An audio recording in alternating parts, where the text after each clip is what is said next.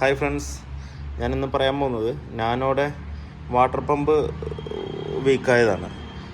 Temperature കയറുക എന്താ വെച്ച് കഴിഞ്ഞാൽ നേരത്തെ ഞാൻ 2-3 വീഡിയോ ചെയ്തിട്ടുള്ളതാണ് ഇതിൻ്റെ നാനോൻ്റെ ഒരു പ്രശ്നം.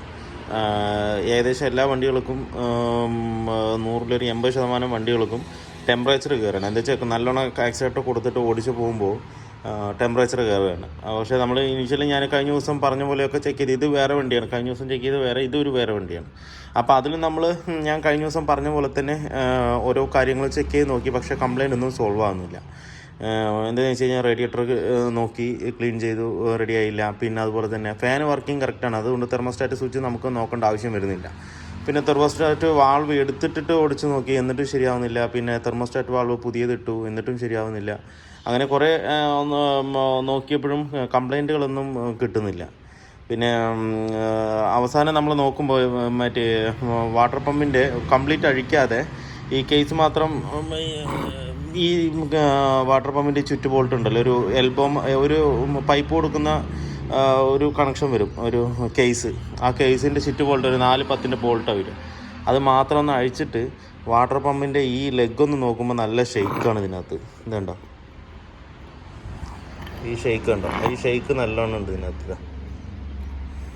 ഈ ഷെയ്ക്ക് ആകുമ്പോൾ ശരിക്കും ഇതൊരു ഈ ഭാഗത്ത് ഈ എൻഡിലെത്തുമ്പോൾ ഒരു സീറോ ക്ലിയറൻസിലാണ് ഈ വെള്ളം ഇവിടെ നിന്ന് എടുത്തിട്ട് നമുക്ക് ഇതിലേക്ക് സപ്ലൈ ചെയ്യുന്നത്.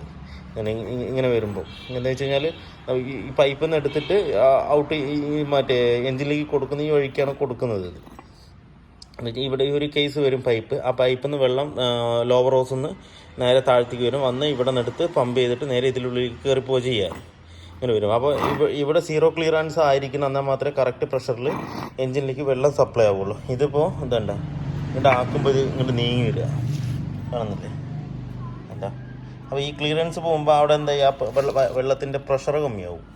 ആ പ്രഷർ കമ്മിയാകുമ്പോൾ നമുക്ക് നമ്മൾ നേരത്തെ ചെക്ക് ചെയ്ത പോലെ റേഡിയേറ്ററിൻ്റെ പൈപ്പൊക്കെ പിടിച്ചെടുക്കുമ്പോൾ വെള്ളമൊക്കെ വരുന്നുണ്ട്, പക്ഷേങ്കിൽ പവർ കമ്മിയാണ് അതിൻ്റെ, വെള്ളത്തിൻ്റെ പവർ ചെറിയൊരു തോതിൽ വരില്ല. അപ്പോൾ ഹൈ ആക്സിലറേഷനിലും ഈ ചൂട് സമയത്തൊക്കെ ആകുമ്പം പെട്ടെന്ന് എൻജിൻ ഹീറ്റ് ആവുകയാണ്. ഇതാണ് കംപ്ലൈൻറ്റ് വരുന്നത് ഇതിനകത്ത്. അപ്പോൾ നമ്മൾ ഞാൻ നേരത്തെ പറഞ്ഞ 2-3 കാര്യം നോക്കിയതിന് ശേഷം എന്നിട്ടും കംപ്ലൈൻറ്റ് സോൾവ് ആകുന്നില്ലെങ്കിൽ ഈ വാട്ടർ പമ്പിൻ്റെ ഈ 10 ബോൾട്ട് മാത്രം അഴിച്ചിട്ട് നമുക്ക് വാട്ടർ പമ്പിൻ്റെ കണ്ടീഷനും കൂടെ നോക്കുക. ഇങ്ങനെ നോക്കുമ്പോൾ നമുക്കൊന്നും അറിയില്ല. ലെഗൊക്കെ കറക്റ്റാണ്, ഒരു തുരുമ്പ് പിടിച്ച മരിയോ ഇല്ലാന്നുണ്ടെങ്കിൽ ക്ലാവ് പിടിച്ച പോലെ ഒന്നും ഇതിനകത്തില്ല. നമുക്ക് പെട്ടെന്നൊന്ന് നോക്കി കഴിഞ്ഞാൽ വാട്ടർ പമ്പിന് പ്രശ്നമില്ല എന്നേ പറയുള്ളൂ. ഒന്ന് ഷെയ്ക്ക് ചെയ്ത് നോക്കുക. അപ്പോൾ ഈ ഒരു ഷെയ്ക്ക് കിട്ടിയിട്ടുണ്ടെങ്കിൽ എന്തായാലും വാട്ടർ പമ്പ് ഇതിൻ്റെ കംപ്ലൈൻ്റ് ആണ്. എന്നിട്ട് അതിന് ശേഷം മാത്രം നമുക്ക് പോയാൽ മതി ഹെഡിലേക്ക്, ഹെഡ് ഗ്യാസ്കറ്റ് മാറുന്നതിൽ, അല്ലെങ്കിൽ വാട്ടർ ജാക്കറ്റ്, ബാക്കിയുള്ള കാര്യങ്ങൾ നോക്കുന്നത് ഇതൊക്കെ കഴിഞ്ഞിട്ട് മതി. എന്താണെന്ന് വെച്ച് കഴിഞ്ഞാൽ ആദ്യം തന്നെ നമ്മൾ ഈ കംപ്ലൈൻറ്റ് കൊണ്ട് നമ്മളിപ്പോൾ തെർമോസ്റ്റാറ്റ് നോക്കി, പിന്നെ ഇനിയിപ്പോൾ റേഡിയേറ്റർ നോക്കി, വേറെ ഒന്നുമില്ല, വെള്ളം വരുന്നുണ്ട്. അപ്പോൾ ശരി, ഇനിയിപ്പോൾ എന്തായാലും ഹെഡ് ഗ്യാസ്കറ്റ് പോകാമെന്ന് പറഞ്ഞ് ഹെഡ് ഗ്യാസ്കറ്റ് മാറിക്കഴിഞ്ഞ് കഴിഞ്ഞാൽ കംപ്ലൈൻറ്റ് ചിലപ്പോൾ സോൾവ് ആകണമെന്നില്ല. ചിലപ്പോൾ ഹെഡ് ഗ്യാസ്കറ്റിന് കംപ്ലൈൻറ്റ് ഉണ്ടാവാം, എന്നാലും നമുക്ക് ഇതൊന്ന് ചെക്ക് ചെയ്തിട്ട് മാത്രം അതിലേക്ക് പോയാൽ മതി. അല്ലാത്ത പക്ഷം ചുമ്മാ വെറുതെ ഹെഡ് ഗ്യാസ്കറ്റ് മാറിയിട്ട് നമുക്ക് ഫലം കിട്ടിയെന്ന് വരില്ല, വീണ്ടും അത് കംപ്ലൈൻറ്റ് കാണിക്കും, പിന്നെ അത് ബുദ്ധിമുട്ടാവും. അപ്പോൾ ആദ്യം തന്നെ ഫസ്റ്റ് ഇനിഷ്യലിൽ തന്നെ നമുക്ക് ചെയ്യാൻ പറ്റുന്ന കാര്യങ്ങളെല്ലാം ചെക്ക് ചെയ്തതിന് ശേഷം മാത്രം ഹെഡ് ഗ്യാസ്കറ്റിലേക്ക് പോകുക. ഇത് നമ്മൾ നോക്കിയിട്ട് ഈ ഷെയ്ക്കില്ല, ഇതും പെർഫെക്റ്റ് ആണെന്നുണ്ടെങ്കിൽ തീർച്ചയായിട്ടും നമുക്ക് ഹെഡ് ഗ്യാസ്കറ്റ് എന്തായാലും മാറേണ്ടി വരും. എന്താ വെച്ച് കഴിഞ്ഞാൽ ആ വഴി ലീക്ക് ആയിട്ടുണ്ടാവും, എന്ന് വെച്ചാൽ സിലിണ്ടറിലേക്ക് ചിലപ്പോൾ വെള്ളം പോകുന്നുണ്ടാവും, എന്തെങ്കിലും ഒരു ബുദ്ധിമുട്ട് അതിനകത്ത് ഉണ്ടാവും. അപ്പോൾ ഇനീഷ്യലി ചെക്ക് ചെയ്യേണ്ട കാര്യങ്ങൾ കംപ്ലീറ്റ് ചെക്ക് ചെയ്തതിന് ശേഷം മാത്രം നമ്മൾ ഹെഡ് ഗ്യാസ്കറ്റും മാറി വിടുക. അപ്പോൾ ഈ ഒരു കംപ്ലയിൻറ്റും നമുക്ക് പുതിയതായി വന്നൊരു നാനോയിൽ ഈ ഒരു കംപ്ലയിൻറ്റ്, ഓവർ ഹീറ്റ് കംപ്ലയിൻറ്റിൽ വേറൊന്നും ഉണ്ടായിരുന്നില്ല, ഈ വാട്ടർ പമ്പായിരുന്നു കംപ്ലയിൻറ്റ്, ഈ ഷെയ്ക്കായിരുന്നു കംപ്ലയിൻറ്റ്. അപ്പോൾ നമ്മൾ ഇതിൻ്റെ വാട്ടർ പമ്പ് വരുന്നതെന്ന് പറഞ്ഞു കഴിഞ്ഞാൽ ഫുൾ സെറ്റാണ് വരുന്നത്. നമ്മുടെ മാരുതിയുടെ പോലെയൊന്നും അല്ല, നല്ല റേറ്റും ഉണ്ട്, അത്യാവശ്യം നല്ല റേറ്റിന്. മാരുതിയൊക്കെയാണെങ്കിൽ 800 രൂപയൊക്കെ വരുള്ളൂ. ഇതിന് 2586 രൂപ എന്തോ റേഞ്ച് വരുന്നുണ്ട് ഒറിജിനൽ. ഇത് കിട്ടാനും ഇപ്പോൾ ഭയങ്കര റയറാണ്. നാനോൻ്റെ ഒക്കെ സാധനങ്ങളൊക്കെ കിട്ടാൻ ഭയങ്കര ബുദ്ധിമുട്ടാണ് ഇപ്പം, അധികമൊന്നും സാധനം ഇല്ല ഇപ്പോൾ. അപ്പോൾ ഏകദേശം ഇത്ര വിലയും വരുന്നുണ്ട്, 2500-2600 രൂപയോളം വിലയും വരുന്നുണ്ട്. ഇതെന്ന് പറഞ്ഞു കഴിഞ്ഞാൽ ഓയിൽ പമ്പോട് കൂടിയിട്ടാണ് വരുന്നത്. വാട്ടർ പമ്പും ഓയിൽ പമ്പും സെറ്റോട് കൂടിയിട്ടാണ് ഇത് വരുന്നത്. അതുകൊണ്ടാണ് ഇത്ര റേറ്റും ഇതിനകത്ത് വരുന്നത്, മനസ്സിലായോ? അപ്പോൾ ഇത് മാറ്റി വണ്ടി ഓടിച്ച് നോക്കിയപ്പോൾ കംപ്ലൈൻറ്റ് ഓക്കെയാണ്, വേറെ പ്രശ്നങ്ങളൊന്നുമില്ല. അപ്പോൾ ഓരോരോ വണ്ടികൾക്ക് ഓരോരോ ടൈപ്പിലാണ് കംപ്ലൈൻറ്റ് വരുന്നത്. ഇപ്പോൾ നമ്മളിപ്പോൾ നേരത്തെ പറഞ്ഞ പോലെ തെർമോസ്റ്റാറ്റിൻ്റെ ചെയ്തു, അത് എല്ലാ വണ്ടിയിലേക്കും ചെയ്താൽ ആ കംപ്ലൈൻറ്റ് സോൾവ് ആകണമെന്നില്ല. എന്താ വെച്ചാൽ ഒவ்வொரு വണ്ടിക്കും ഓരോരോ ടൈപ്പാണ്.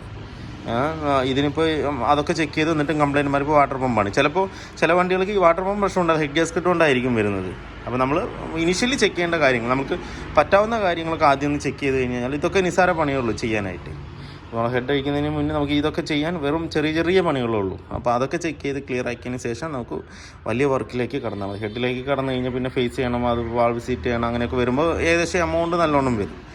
ഇതിനും അത്യാവശ്യം എമൗണ്ട് ഉണ്ട്, എന്നാലും അതും മാറി പിന്നെ അത് കഴിഞ്ഞിട്ട് ശരിയായാലും പിന്നെ ഇതും മാറേണ്ട അവസ്ഥയാകുമ്പോൾ അത് ബുദ്ധിമുട്ടാണ്. അപ്പോൾ ഇനീഷ്യലി ചെക്ക് ചെയ്യുന്ന കാര്യങ്ങളെല്ലാം ചെക്ക് ചെയ്തിട്ട് ഗ്യാസ്കറ്റ് കാര്യങ്ങളിലേക്ക് പോയാൽ മതി. അപ്പോൾ ഞാനൊരു പല വിധത്തിലും കംപ്ലൈൻറ്റ് വരുന്നുണ്ട്. അപ്പോൾ ഓരോന്നും ചെക്ക് ചെയ്തിട്ട് മാത്രം മാറ്റി വിടുക. അപ്പോൾ ഓക്കെ ഫ്രണ്ട്സ്, അപ്പോൾ വീഡിയോ എല്ലാവർക്കും ഇഷ്ടമായ ഒന്ന് ലൈക്ക് ചെയ്യുക, ഷെയർ ചെയ്യുക. അതുപോലെ തന്നെ സബ്സ്ക്രൈബ് ചെയ്യാതെയാണ് വീഡിയോ കാണുന്നുണ്ടെങ്കിൽ ഒന്ന് സബ്സ്ക്രൈബ് ചെയ്ത് സപ്പോർട്ട് ചെയ്യുക. അപ്പോൾ മറ്റൊരു വീഡിയോയിലേക്ക് കാണുന്നവരെ എല്ലാവർക്കും ബൈ.